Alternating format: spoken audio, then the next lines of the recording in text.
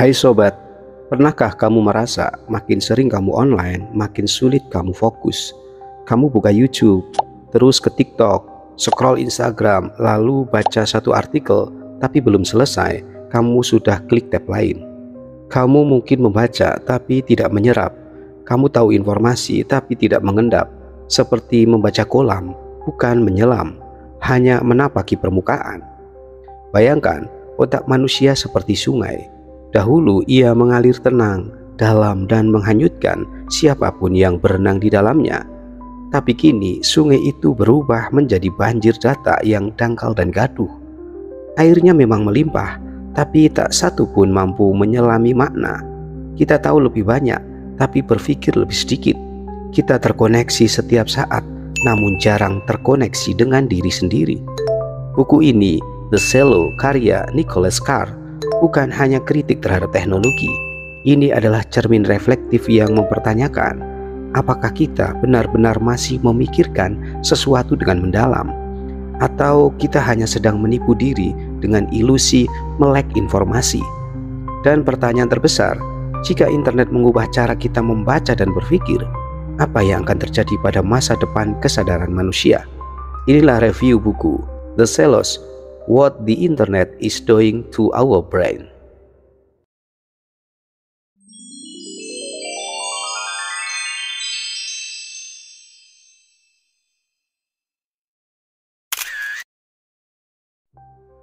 Nicholas Carr adalah seorang penulis teknologi dan mantan editor Harvard Business Review. Ia bukan anti teknologi, justru sebaliknya. Ia sangat mengenal keajaiban internet. Namun dalam bukunya yang fenomenal, The Silos, What the Internet is Doing to Our Brain, yang terbit tahun 2010, Carr menyuarakan alarm keras. Internet mungkin tengah merusak cara otak kita bekerja.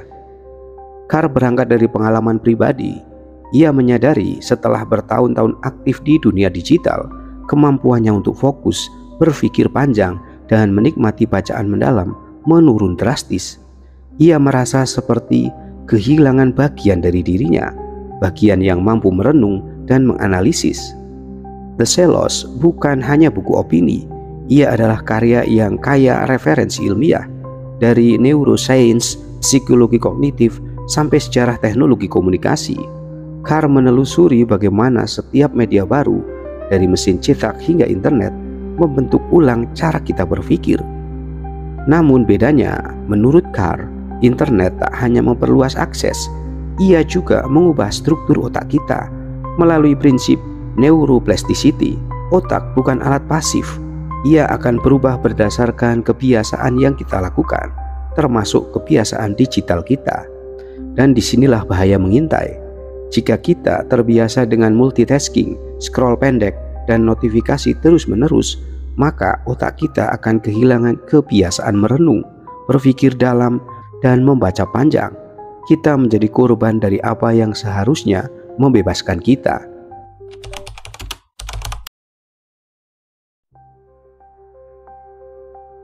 Carr membawa kita ke masa lalu, dari tablet batu Sumeria, manuskrip biara, hingga revolusi mesin cetak Gutenberg. Setiap media mengubah cara manusia berpikir, tapi mesin cetak, menurut Carr, mendorong manusia berpikir linear, mendalam, dan reflektif. Buku mengajarkan kita untuk duduk diam, mengikuti alur pikiran panjang, memahami struktur argumen, dan memikirkan ulang makna. Inilah yang membuat literasi berkembang pesat. Filsafat, sains, hukum, demokrasi lahir dari ini. Namun kini Google dan internet menggantikan linearitas dengan hyperlink. Kita tidak lagi membaca dari awal ke akhir. Kita meloncat dari satu ide ke ide lain tanpa arah. Otak tak lagi membangun pemahaman mendalam, tapi hanya mengumpulkan serpihan-serpihan informasi. Carr tidak menyalahkan teknologi, ia menyalahkan ilusi bahwa informasi sama dengan pemahaman. Padahal tidak semua pengetahuan yang tersedia berarti kita menyerapnya. Tidak semua akses menghasilkan kebijaksanaan. Evolusi media adalah evolusi pikiran, dan sekarang kita berada di titik kritis. Akankah kita membiarkan otak kita dikendalikan oleh algoritma dan notifikasi?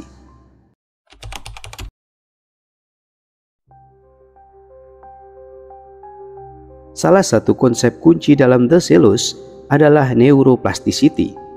Otak kita tidak statis, ia terus berubah sesuai kebiasaan. Ketika kita sering membaca cepat, berpindah antar tab, atau membuka 5 aplikasi dalam 1 menit, maka itulah yang otak kita anggap normal. Carr mengutip banyak studi neurologi, salah satunya menunjukkan bahwa kebiasaan digital jangka panjang melemahkan bagian otak yang berhubungan dengan memori jangka panjang dan konsentrasi. Otak menjadi sangat cepat dalam berpindah fokus, tetapi kehilangan kemampuan untuk menyimpan informasi dengan baik. Kita tahu banyak hal, tapi hanya sepintas. Dalam istilah Carr, dia menyebut, "We become mindless consumers of fragments." Kita tidak lagi membangun pemahaman yang menyeluruh, karena otak kita terlalu sibuk merespon notifikasi. Ia tidak pernah benar-benar diam, dan karena itu tidak pernah benar-benar berpikir. Inilah paradoks digital. Kita merasa pintar karena tahu banyak, padahal kita semakin sulit berpikir jernih.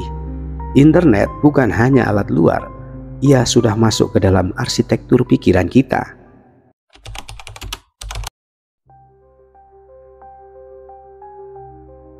Apa yang hilang dari generasi internet? Jawaban Carr mengejutkan, kontemplasi.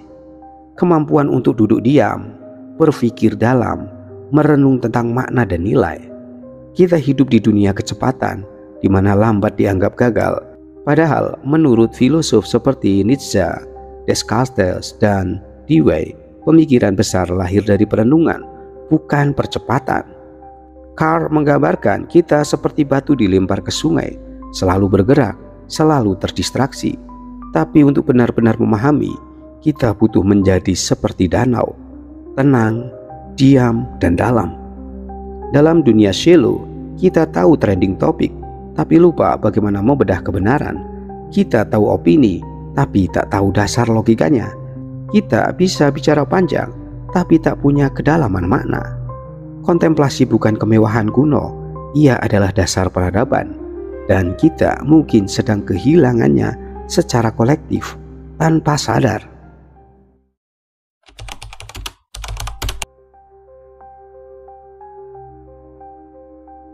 Carr menyampaikan perbedaan dasar antara memori alami dan memori buatan. Google mengingat semuanya untukmu, tapi itu tak sama dengan mengetahui.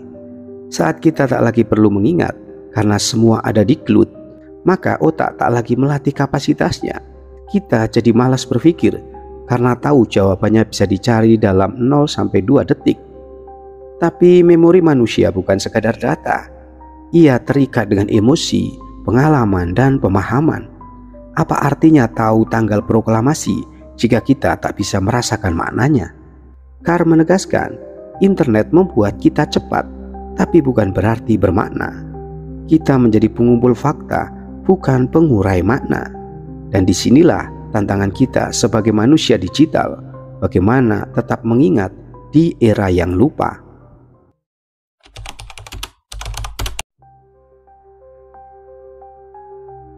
Carr tidak pesimis, ia menyarankan strategi sederhana.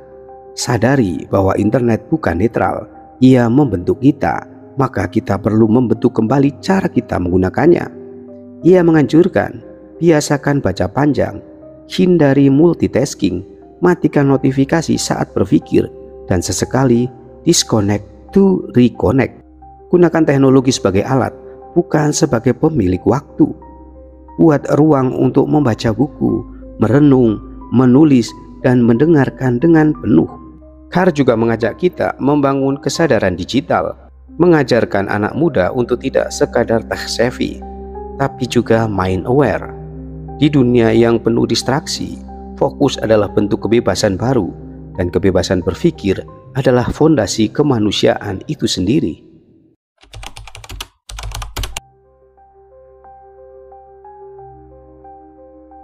The Celos bukan hanya tentang internet, ia adalah panggilan untuk menyelamatkan jiwa manusia dari banjir informasi tanpa makna. Di era AI dan konten instan, buku ini mengingatkan bahwa berpikir mendalam adalah tindakan revolusioner, bukan melawan teknologi, tapi menyelamatkan apa yang membuat kita manusia. Jika Gen Z ingin jadi generasi pemikir, bukan sekadar pengikut algoritma, maka buku ini wajib jadi bacaan. Bukan untuk nostalgia, tapi untuk membentuk masa depan kesadaran. Bayangkan jika seluruh dunia membaca buku ini, kita akan hidup di zaman teknologi tinggi, tapi jiwa tetap tajam dan bijak. Dan saat itu tiba, internet akan menjadi alat yang melayani, bukan tuan yang mendikte pikiran kita. Sahabatku, kita tidak bisa memutar waktu. Teknologi akan terus berkembang dan internet akan terus menjadi bagian hidup kita. Tapi kita bisa memilih, apakah kita mau sekadar berselancar di permukaan atau menyelam lebih dalam untuk memahami. Nicholas Carr tidak meminta kita membenci internet. Ia hanya mengingatkan bahwa jika kita kehilangan kemampuan berpikir dalam, maka kita kehilangan esensi dari diri kita sendiri. Akhirnya, baca buku The Silo hari ini, tonton videonya, diskusikan dengan temanmu, dan mulai bangun kembali kebiasaan berpikir mendalam. Karena di dunia yang semakin dangkal, kedalaman adalah keistimewaan. Jangan lupa untuk like dan subscribe channel ini. Sampai jumpa di episode berikutnya. See you next time.